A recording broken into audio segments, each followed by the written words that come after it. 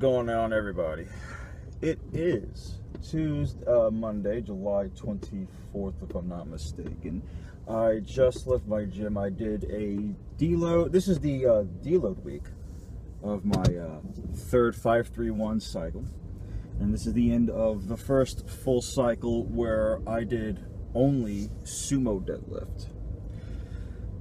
If you've seen my previous video, and you should, I worked with Sean of Savage City Strength on my sumo deadlift form.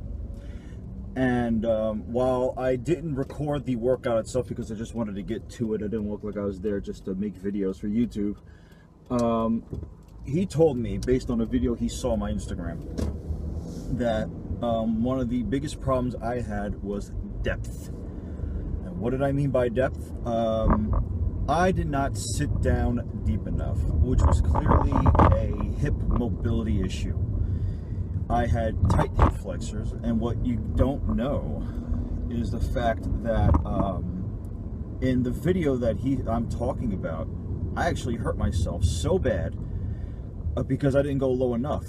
I did 360 for 3, which was the minimum requirement, but I didn't go low enough, and therefore I tightened my hip flexors a little too much, and I was in pain for like 2-3 days. It was agonizing, really agonizing. So we worked on my depth, and the other thing we worked on once I stagnated at 365, which was a total bummer. That's on me though, not on Sean. We worked on my explosiveness, which was, I guess, the secondary problem. The main problem being me not sitting low enough, kind of like you're taking a poop in the forest, or even if you're doing a squat even. This is the instance where the deadlift is really like an inverted squat because your legs are a little bit more out anyway. It's not like a conventional deadlift where your feet are together with your toes out 20-30 degrees. This was more like a squat, although it's safer for the lower back, which is why I choose to do it. So I obviously didn't record all my deload sets. I went up to 220 today. I did, my sets were 140, 180, 220 as are my usual warm-up sets anyway. And then followed by that were 3 sets of 160 pounds for 10 and 2 sets of 120 for 10. I did not film the last 2 sets.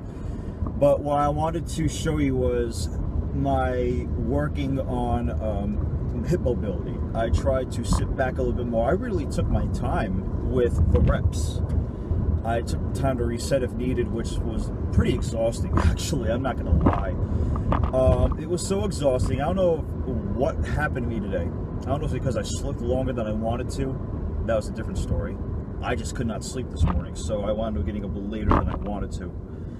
I don't know why. I really don't. But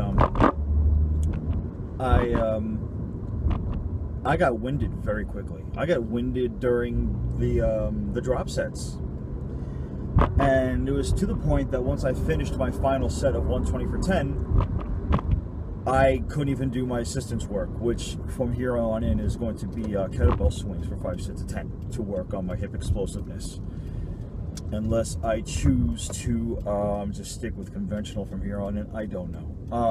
What I do know, however, is that I have no choice. I have to redo this entire deadlift cycle the next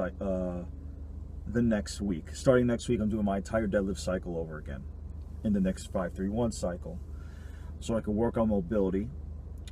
Hopefully, I'll be a little bit stronger. Hopefully, I'll feel a little bit more energized. And what you're going to see otherwise in the next little while is my 2 sets of, my 3 filmed sets of 160 pounds for 10. So you could see how I worked on my hip mobility, and maybe you could get a few tips out of it. I might put some annotations on it. I don't have a microphone, so I can't do any voiceover narratives just yet. I might borrow a mic from my girlfriend's friend over the weekend. So I hope you enjoy the next little bit.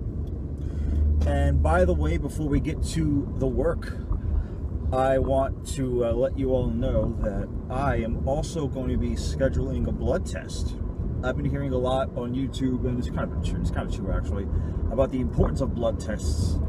And my new doctor wants me to get a blood test, and I think it's important for a myriad of reasons, including lipids and figuring out what nutrients you're lacking in. Your bloodstream can tell you a lot of things, and I know I'm sorely lacking in a few nutrients, or a few vitamins rather, or a few minerals.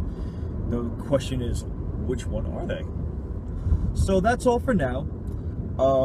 So here's my sumo deadlift workout without further delay. If you like what you see, please subscribe so you could see more videos coming up. I hope to do a few more before I go back to work in September. Also, the music, by the way, that you're hearing at the end of this, or the beginning of this, or wherever I put it, is all written by me, as promised.